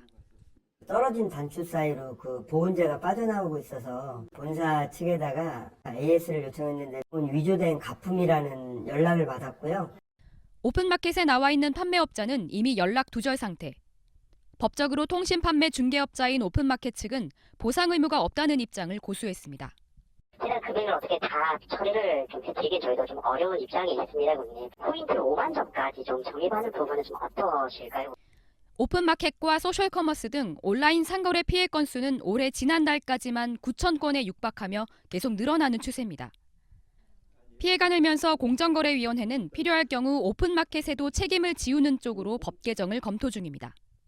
통신 판매 중개자하고 통신 판매업자하고 나눠져 있는데 그 나눠져 있음으로 인해서 오히려 불합리한 게 나타날 수 있기 때문에 일부 브랜드는 짝퉁 상품에 대한 보상을 받을 수 있지만 협력업체에만 한정되기 때문에 꼭 확인해야 합니다. 피해가 발생하면 추가 피해를 막기 위해 공정위나 소비자원에 바로 신고하는 게 좋습니다. JTBC 이세누리입니다. 홀로 사시는 노인들은 늘 외로움에 시달리고 있습니다. 그래서 개와 고양이 등 반려동물을 많이 키우는데 이마저도 여의치 않은 경우가 있습니다. 그런데 작은 식물도 반려동물 못지않게 외로움을 달래는 효과가 있다고 합니다. 이른바 반려식물이죠. 이정엽 기자가 보도합니다. 홀로 사는 73살 조상현 씨는 틈날 때마다 베란다를 살핍니다. 올봄 들여온 작은 나무 백냥금을 애지중지 키우고 있습니다. 이름도 지어줬습니다. 때문에 의지를 많이 하고 있어요. 지금 바깥에 나갔다가도 궁금해서 빨려가지고. 83살 강순덕 할머니도 집에서 키우는 백냥금이 떨어져 지내는 자식처럼 애틋합니다. 거동이 불편한데도 물 주고 가꾸는 일을 게을리하지 않습니다. 밤낮 들여다보고 가고 들여다보고 가고 막 문 열고 와서 아까도 들여다보고 또 가고 막. 서울시가 홀로 사는 65세 이상 노인 2,000명에게 백냥금을 나눠줬습니다. 백냥금은 관리가 쉽고 꽃과 열매도 맺어 키우는 사람들이 보람을 느끼기 좋습니다. 한 달에 한 번씩 원예 치료사들도 보내 잘 키우도록 도왔더니 이들의 일상에 의미 있는 변화가 생겼습니다. 우울감과 외로움이 크게 줄어든 겁니다. 전문가들은 개나 고양이가 하는 역할과 크게 다르지 않다고 지적합니다. 이 어느 날 갑자기 나한테 그런 꽃을 피워주거나 그런 걸 보여줄 때 그 기쁨이 그 동물이 보여주는 그 기쁨 못지않게 좋은 효과가 있는 것 같아요. 서울시는 정서적 효과가 확인된 만큼 독거노인에 대한 반려식물 보급을 확대할 계획입니다. JTBC 이정엽입니다.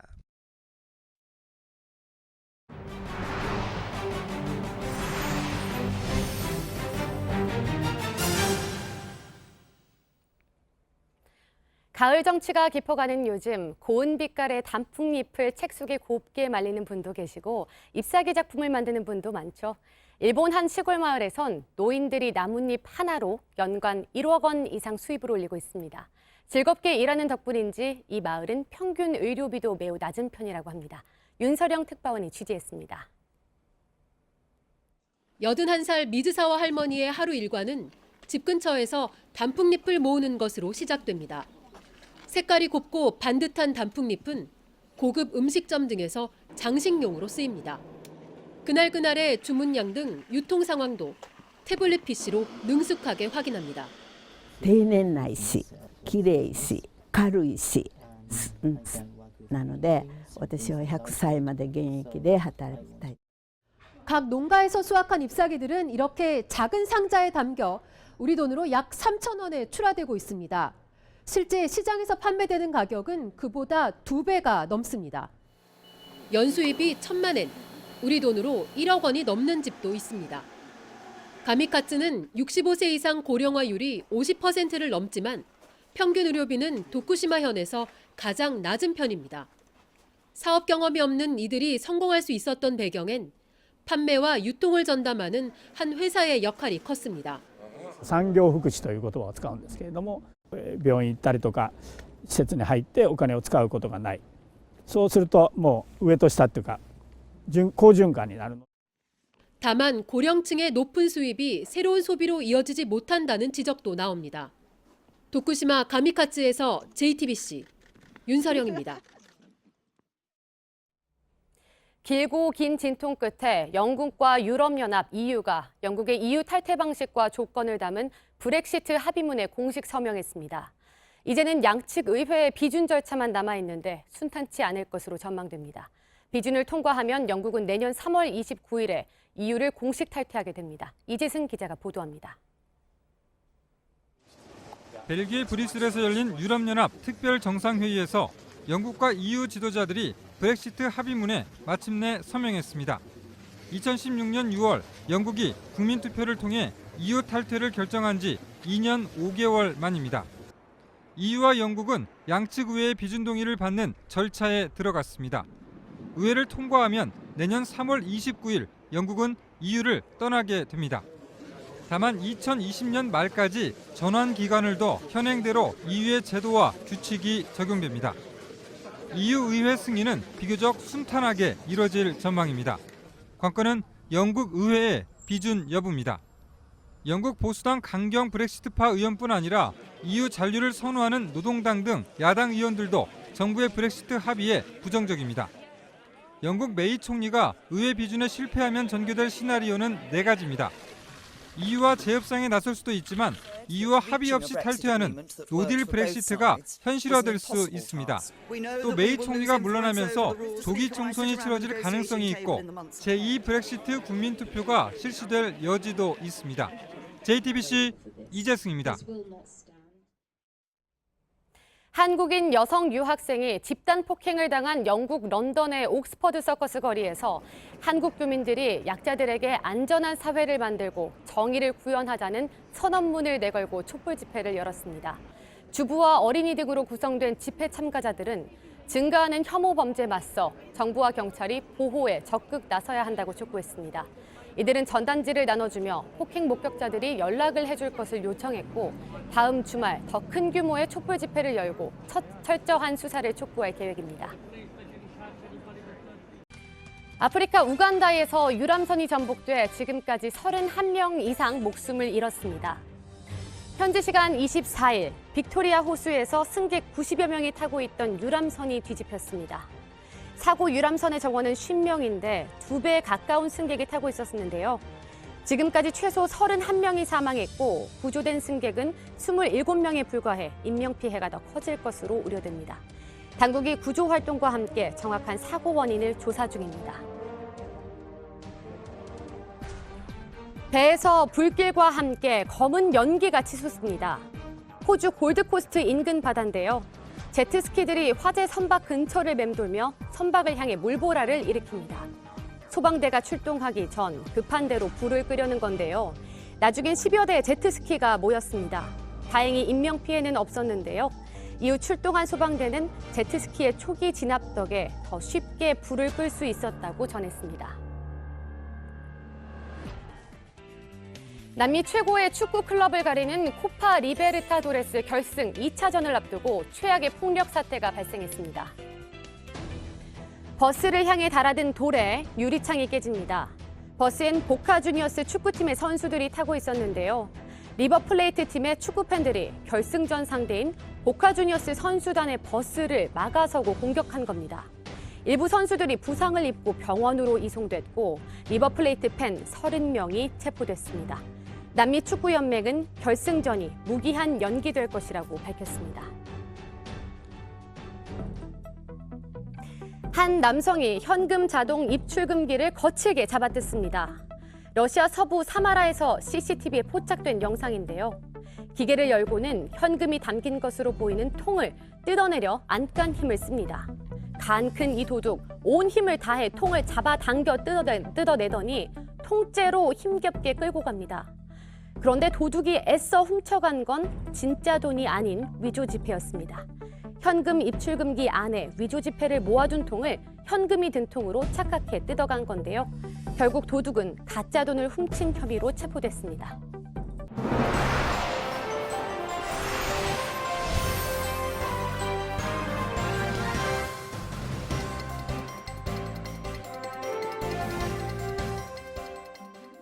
네, 월요일 아침 8시 6분 지나고 있습니다. 그제 서울 충정로 KT지사에서 난 불로 통신장애가 아직 완전히 해소가 되지 않아서 인근 지역 주민들의 불편이 이어지고 있습니다. 완전 복구까지는 길게는 일주일은 걸릴 것으로 예상이 되고 있는 상황인데요.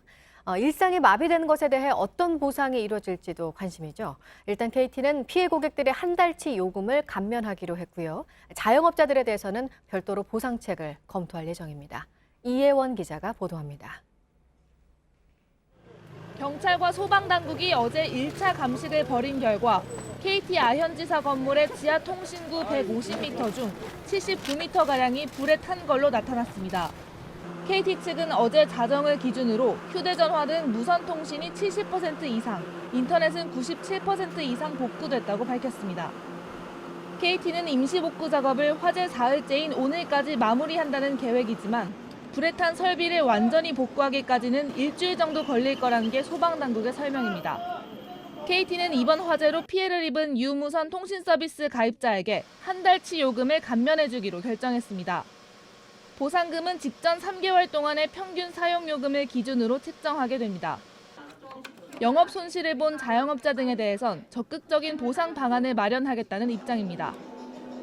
오늘 오전엔 국과수와 함께 정확한 화재 원인을 살피기 위한 2차 감식을 시행합니다. JTBC 이혜원입니다. 언어 영역이 특히 그랬고요. 역대급으로 어려웠다는 올해 수능의 정답이 오늘 오후에 이제 발표가 됩니다. 정답 없음이나 복수 정답 처리가 되는 문제가 과연 있을지 관심인데요. 이번 수능이 어려웠던 건 사실이지만 오류 인정은 없을 것이라는 게 입시업계의 전망입니다. 정재윤 기자입니다. 수능 출제기관인 한국교육과정평가원은 오늘 오후 5시 2019학년도 대학 수학능력시험 최종 정답을 홈페이지에 게재할 예정입니다. 수능 당일부터 19일 오후 6시까지 수험생의 이의 신청을 받은 결과 991건이 접수됐습니다. 지난해 치러진 2018학년도 수능 이의 신청 건수는 978건이었습니다. 이번 수능은 학생들 사이에서 역대급으로 난이도가 높았다는 평가가 나오는 가운데 이의 신청 건수도 역대 최고치를 기록한 겁니다. 영역별로는 사회탐구 문제에 대한 이의 제기가 583건으로 가장 많았고 국어는 150건, 수학은 118건으로 집계됐습니다.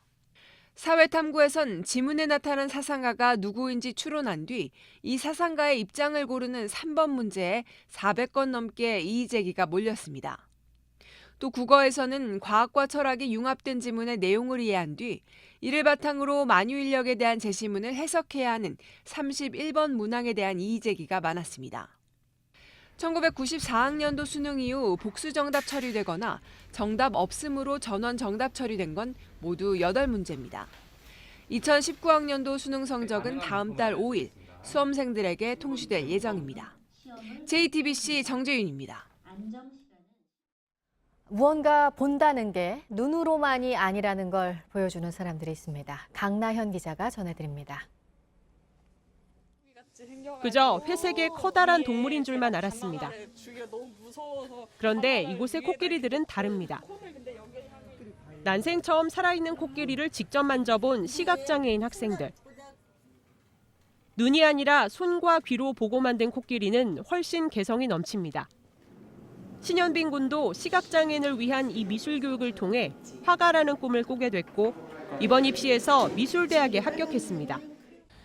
다른 사람들이 눈 하나로만 그 그림이나 어떤 작품에 이렇게 뛰어든다면 저는 손이라는 눈과 조금 불편하거나 힘든 눈일지 몰라도 많은 것들을 볼 수 있게 해주는 소중한 눈이기 때문에. 지휘자의 손짓에 따라 선율을 맞추는 오케스트라에서도 시각장애인과 협연이 가능해졌습니다. 지휘자의 움직임이 시각장애인의 몸에 착용한 센서에 진동 형태로 옮겨집니다. 눈이 보이지 않아도 비장애인과 함께 영화를 볼 수 있습니다. 휴대폰에 깔린 프로그램으로 영화 속 장면 해설이 그대로 전해집니다. 단순히 눈으로 보는 것이 아니라 영화의 그 환경, 소리와 그 주변의 관객들, 분위기까지 다 흡수하는 것이 영화를 보는 관람이라고 생각을 합니다. 또 다른 눈으로 보고 만나는 예술이 세상의 편견을 조금씩 허물고 있습니다. JTBC 강나현입니다.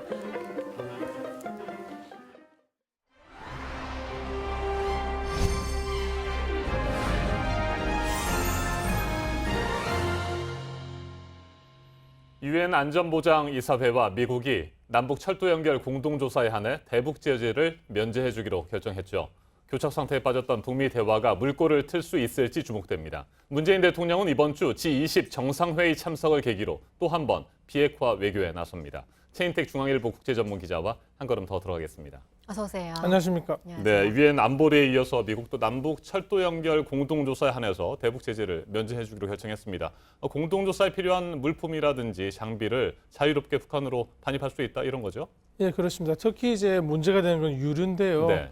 기름을 싣고 이제 기관차가 북한 철도를 쭉 다니면서 철도의 현황 그리고 이제 뭘 준비해야 되는지 뭘 개선하고 그리고 나중에 이제 그 연결과 인프라를 서로 이제 강화할 때 어떤 조치, 어떤 자원, 어떤 비용이 필요할지를 이제 확인하는 과정인데요.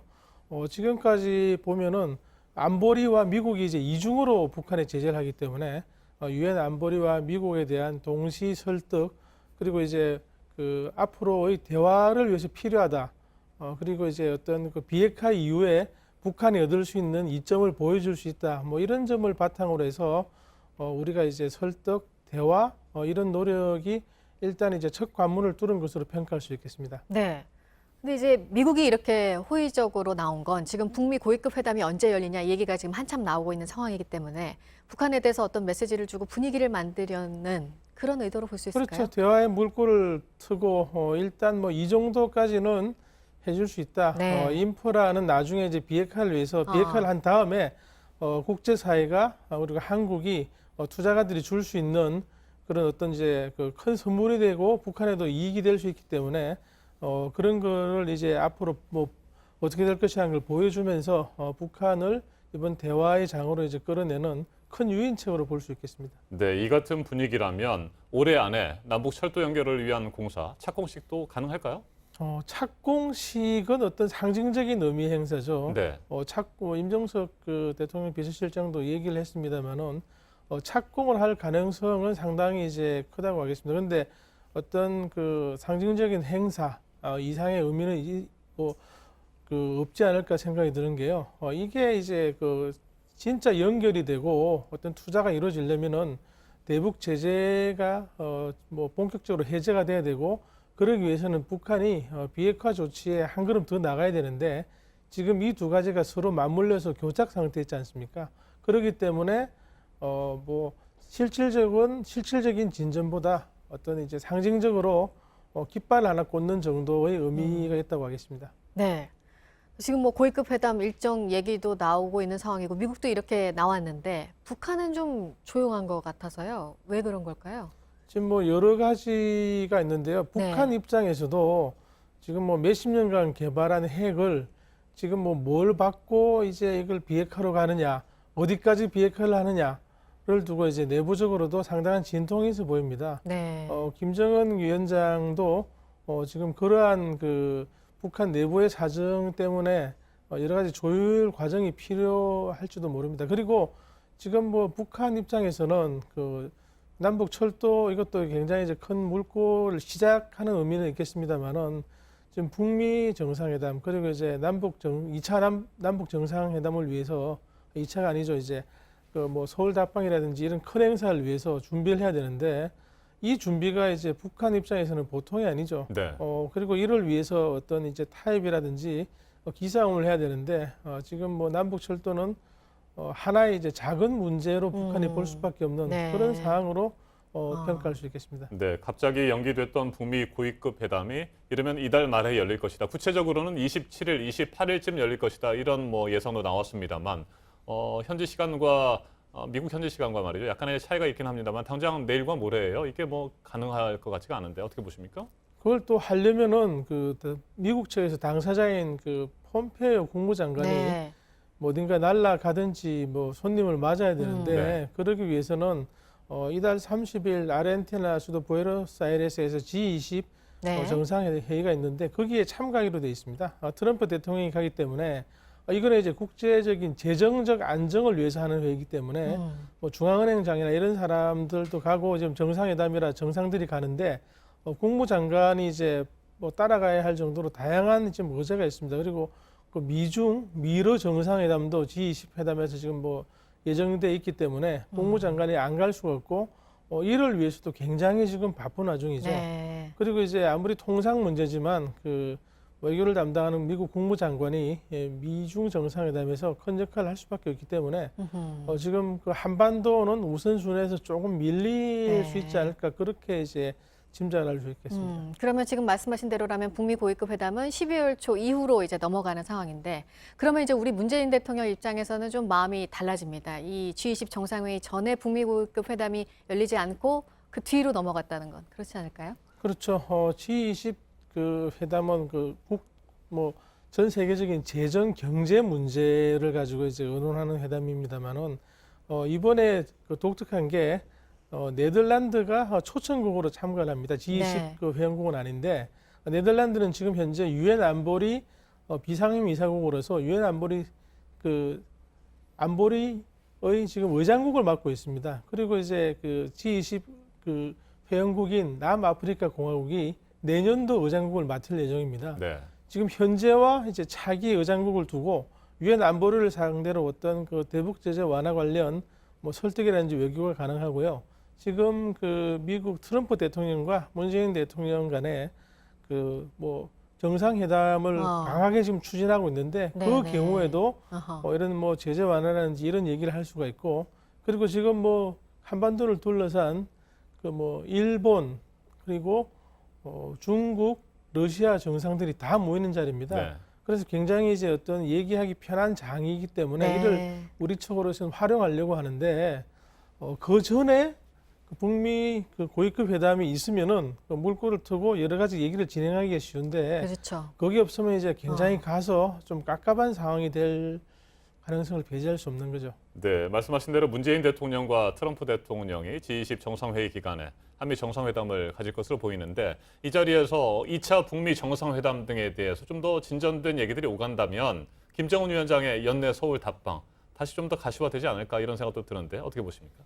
지금 뭐 청와대 강력한 희망이겠죠. 그러기 위해서는 여러 가지 이제 주변 정세를 좀 약간 뭐 정리를 해야 되는데 그 정리에 가장 큰 물꼬를 틀 수 있는 게 한미 정상회담에서 어떤 트럼프가 뭐 그런 쪽으로 이제 지지를 한다든지 아니면은 이해를 한다든지 뭐 다음에 원래 순서로 보면 이제 북미 정상회담을 하고 그 힘을 몰아서 남북 정상회담을 하면은 이제 큰 성과를 얻을 수가 있는데 그 어떤 뭐 다양한 스텝이라든지 순서 과정에 대해서 한미 간에 이제 보다 깊은 의견 교환 그리고 이제 서로 상호 이해가 이를 계기로 있었으면 이제 좋겠다고 이제 청와대는 많은 기대를 합니다. 그렇지만 과연 그 지금 미중 간의 무역 전쟁이 있는 상황에서 트럼프의 신경이 한반도까지 어디까지 올 것인가? 그게 이제 관건이겠죠. 알겠습니다. 여기까지 듣도록 하겠습니다. 최인택 중앙일보 국제전문기자였습니다. 고맙습니다. 대만에서 2020년 도쿄올림픽 때 차이니스 타이베이 대신 대만이란 이름으로 출전하자는 국민투표가 실시됐는데 부결됐습니다. 중국과 대립해온 대만 집권당은 지방선거에서 참패했습니다. 대만 유권자들은 중국과 대만 관계가 악화되는 것보다 안정되는 걸 원하는 것으로 분석이 되고 있습니다. 김준영 기자입니다. 2020년 도쿄올림픽을 포함한 국제 스포츠 행사에서 국호를 차이니스 타이베이가 아닌 대만으로 변경하자는 국민투표 안건은 결국 부결됐습니다. 전체 유권자의 25% 이상이 동의해야 하는데 찬성 투표율은 24.3%를 기록, 가결을 눈앞에 두고 넘지 못했습니다. 대만인들이 중국 꼬리표 떼기를 주저한 데엔 탈중국화를 강조한 차이잉원 정부에 대한 피로감과 불안감이 작용했다는 분석이 나옵니다. 실제 같은 날 치러진 지방선거에서 집권 민진당은 22개 현 시 중 6개 구역에서만 승리를 거둬 15개 지역을 얻은 야당 국민당에 크게 졌습니다. 중국 마샤오관 대만 사무판공실 대변인은 이번 선거 결과에 대해 양안 관계 발전을 바라는 대만 민중의 희망과 경제와 민생의 개선을 바라는 염원이 크게 반영됐다고 환영하는 논평을 냈습니다. 이어 국호 변경안 부결에 대해 대만 독립은 실패로 정해져 있다고 말했습니다. 차이 총통은 이번 결과로 전국 장악력이 약화되는 것은 물론 2020년 재선에도 빨간불이 켜졌습니다. JTBC 김준영입니다. 프로배구 지난해 챔피언인 대한항공이 강서부를 앞세워 삼성화재를 꺾고 5연승을 달렸습니다. 대한항공 곽승석은 서브와 블로킹, 백어택을 3개 이상씩 올리는 트리플 크라운을 올 시즌 벌써 2번째 기록했습니다. 여자부에서는 GS 칼텍스가 국내 선수들의 활약으로 KGC 인삼공사를 물리치고 선두 자리를 탈환했습니다. 조민중 기자입니다. 긴장이 흐르던 1세트. 대한항공의 강서부가 삼성 선수들을 흔듭니다. 삼각편대인 가스파리니와 정기석, 곽승석이 1세트에서만 서브 득점 2개씩을 올립니다. 반면 삼성화재는 서브 범실로 자멸했습니다. 1세트 범실 11개 가운데 8개가 서브 실수였습니다. 2세트에서도 대한항공의 강서부는 이어졌습니다. 20대 19로 간신히 앞서던 대한항공은 곽승석의 서브 득점과 정기석의 다이렉트 공격으로 2점을 벌며 점수차를 벌렸습니다. 3세트에서도 곽승석은 원맨쇼를 펼쳤습니다. 9대 8로 앞선 상황에서 3연속 오픈 득점을 올린 데 이어 박철우의 백어택마저 가로막았습니다. 삼성화재에선 타이스가 21점을 얻으며 분전했으나 국내 선수들의 활약이 부족했습니다. 여자부에선 GS가 이소영, 강소희, 표승규 등 국내 선수들을 앞세워 KGC를 3대1로 꺾고 선두 자리를 탈환했습니다. KGC는 4연패에 빠졌습니다. JTBC 조민주입니다. 프로농구 KT가 2011년 11월 6연승 이후 7년 만에 5연승을 기록했습니다. KT는 어제 부산에서 열린 KCC와의 홈경기에서 3점 슛 28개 중 13개를 성공시키는 활약을 보이며 91대 84로 이겨 단독 2위 자리를 유지했습니다. 창원에서는 선두 현대모비스가 LG를 90대 79로 꺾고 7연승을 달렸습니다. 프로농구 정규리그는 농구 월드컵 아시아 예선 경기로 인해 잠시 중단됐다가 다음 달 6일 재개됩니다.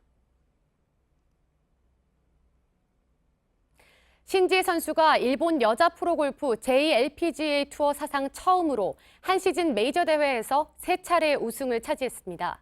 신지혜는 어제 일본 미야자키현 미야자키 컨트리 클럽에서 열린 JLPGA 투어 챔피언십 리코컵 대회 마지막 날 라운드에서 4언더파 68타를 쳤습니다. 최종 합계 11언더파 277타의 성적을 낸 신지혜는 공동 선두 베이경 선수와 연장전에 돌입, 연장 첫 홀에서 이겼습니다. 이로써 올해 일본에서 열린 4대 메이저 대회 가운데 지난 5월 살롱파스컵, 9월 코니카 미놀타컵 LPGA 챔피언십, 그리고 이번 대회까지 재패하며 메이저 3승을 달성했습니다.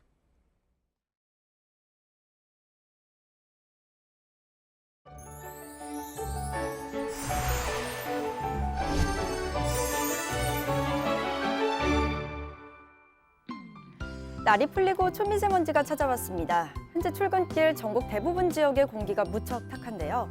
전북지방에는 초미세먼지 주의보도 내려지는 등 오늘 수도권과 충북, 전북과 경북지방에서 종일 나쁨 단계 예상되고 충남과 울산에서는 특히 오전 중 하늘이 흐리겠습니다. 날은 꽤 포근합니다. 평균 이맘때 수준 웃돌면서 이번 주 겨울맞이 걱정은 안 하셔도 괜찮겠습니다. 모레부터는 기온이 조금 내려가겠지만 평년 수준으로 큰 추위 없겠고요. 다만 일교차가 커서 옷차림은 잘 하셔야겠습니다. 현재 미세먼지 때문에 하늘이 흐린 데다가 곳곳 아침 안개까지 짙게 드리워져 있습니다. 가시거리 100m 안팎까지 짧아진 곳들이 많아서 안전운전 하셔야겠고요. 한편 제주도는 약한 기압골의 영향으로 오후 한때 비가 조금 내리겠습니다. 강수량은 5mm 미만으로 예상됩니다. 낮 동안 어제보다 더 포근하겠습니다. 서울이 13도, 대전과 청주, 대구가 14도, 광주는 16도, 부산이 17도까지 오르겠고요. 북한은 함흥이 최고 14도, 평양이 12도로 우리나라보다는 조금 낮겠습니다. 내일도 대기 정체로 먼지 농도가 높겠고 거기에 중국발 스모그까지 더 유입되면서 공기는 더욱 탁할 것으로 예상됩니다. 또 아침에 경기 북부와 강원 영서 북부에는 비나 눈이 조금 내리겠습니다. 기상정보였습니다. 아침엔 뉴스워치, 오늘 하루 관심을 가지고 지켜봐야 할, 기억해야 할 뉴스 끝으로 정리해드립니다. KT 서울 아현지사 화재의 정확한 원인을 파악하기 위한 경찰과 소방, 한국전력 등 관계기관의 합동 감식이 오늘 진행됩니다. 국립과학수사연구원까지 참여하는 오늘 감식에서는 각종 장비를 동원해 정확한 발화 지점과 원인, 책임 소재 등을 가리게 됩니다. KT 측은 어젯밤 자정을 기준으로 휴대전화 등 무선 통신은 70% 이상, 인터넷은 97% 넘게 복구됐다고 밝혔습니다. 올해 수능 정답이 오늘 오후 5시쯤 발표됩니다. 이 신청이 1000건에 가깝게 역대 가장 많이 나온 가운데 올해는 출제 오류가 나올지 관심입니다. 수능 성적은 다음 달 5일에 수험생들에게 통보됩니다. 정부와 여당이 이 시각 국회에서 회의를 열고 영세 자영업자의 부담을 줄여주기 위한 카드 수수료 개편 방안을 논의하고 있습니다. 구체적인 카드 수수료 인하 폭도 오늘 발표될 것으로 보입니다. 조양호 한진그룹 회장의 270억 원대 횡령, 배임 혐의 등에 대한 재판이 오늘 시작됩니다. 혐의별로 쟁점을 정리하는 공판 준비 기일이 오늘 오전에 열립니다.